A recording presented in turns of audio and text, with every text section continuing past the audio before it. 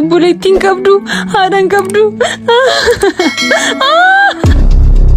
Makii. Nagadis jechaan jiraam nadhiisi. Tole sinniisa. Kottu garuu ba'es keessaa cakka kana keessatti qofaa keessanniisu. Dhugaamu cakka kana keessatti nadhiistee neemtu baay'ee mana yaada. Maaltu si gash akkam barbaade ta'e toon beekti. Si laallataasin. Bilbileeyyuu qabattee hin jirtu maal taateeti? Maaltu si gashee? Waa'een kun si laalu tokko iyyuu hin qabu.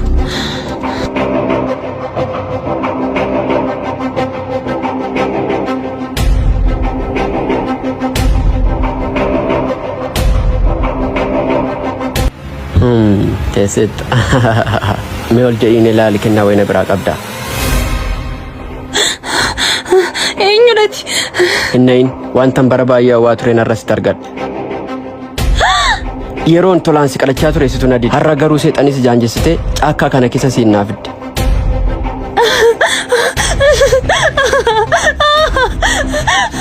Hin iyyin namni si qaqqabu hin jiru. Obboleessa koo sin gaddisiisu. Callisa. Yeroon si qalachaa ture kana sitti hin fakkaanne. Maaloo nadhiisi.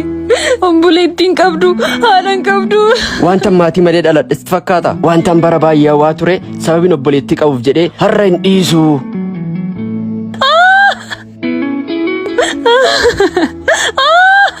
Waan siin oolleef na rakkisi.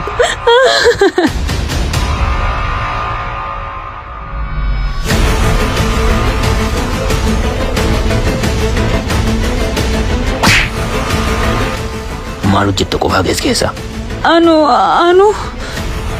akka jeteerraan baase daqiiqaa 2 booddee ofirraatii baase kan sanaa laakuma ni gochuuf turan si godha.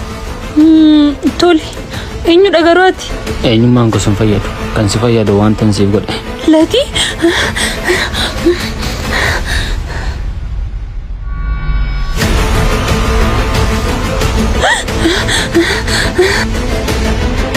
Eessa jirti? Kam isheen eegee fardaadhaatti dhaabbattu kunimmoo obboleetti jaalallee koo Makii naannoo kanatti wayyoo sumadha moo? Maal inni mataan kee kileerdee mataa kiratti naa kabajamu moo? Maal kun alaabaa biyyeessaa dhanni diimaa gurraacha keessa godhattee itti dibattee deemte. Maal taati tasgabbaa hime? Moo joota dhiirotaa si ilaaluu dideennan? Kottaa na ilaalaattee kireerii mataa kiratti akkas godhattee bootti kaate si ilaaluu didaniinnan? Maattee faashiniidha? Faashinii ta'uu isaa sitti natti mamini. Ilaa mataa kana immoo sirraa moonaadha hundumasaa. Anoonyuma dhasheen karaarra dhaabbattee mataa akkas godhattee dhaabbattu kun ani jaalallee koo akka isheen taate maalitti hin beekai? Anoo jaalallee kun barbaadaa iraatii ishee mataa ishee gaddeebee akkasittiin dhaattee dhaabbattu akkas godhatteetta. Mataa kana arra galgala hiikte yoo inni qottamoo haadis garuu mana dhaggeeffadhu hiike akka warra duriitti dhadhaa akkasittiin diddibattee akka warra duriitti dhuftu taanaan dhaggeeffadhu kayoomin xumuraase eela.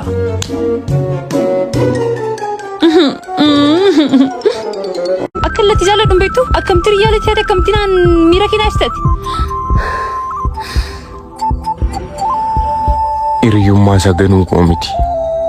Akkasuma immoo akka jaallattuun eegga wal faana haasaa jirta wallaalee miti. Garuu akkasiin tokko ta'uu hin dandeenye waan hin beekuuf. Gaayita mooti ati eenyudha ka waa'ee jireenya keenyaa kan beektu? Waaqadha moo ati si uume moo?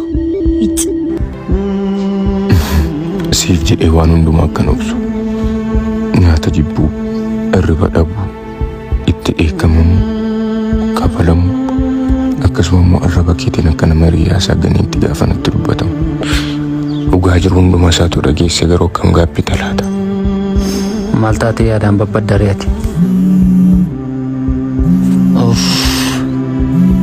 Maal intala kana biraa isaan dhaqanii? Makiidha. Kan biraa eenyu dhalee kan 50 namatti bilbilu? Maal namni akkas iji hin galle? Hojii hin qabdu isheen maal 50 irra deddeebitee itti bilbilti? Ani ishee fedhe biyya kanaa badu? Sagalee kee waan hawwituuf yeroon si bilbilti kaa baay'ee waan si jaallattuuf ta'alati. Ati garuu miira isheef qabdu yookiin jaalala isheef qabdu moo akkamiin dhabe? Miira maaliin qabaa fi maal taateeti? Miira waan jedhamu tokko hin qabuu fi maal? Ani maal amma siifoon hin jaalladhamni? Garuu amma kana ishee muddeen beeku. Dandeesseen teessu maal amma 50 akkasatti bilbilti? Akka isheen sin abdanne yookiin immoo akka miira hin qabnee fi muddimtee beektaati. Lati. Maal itti maal taateeti? Maal dhaqu maal na guggubdi maal itti maati immoo?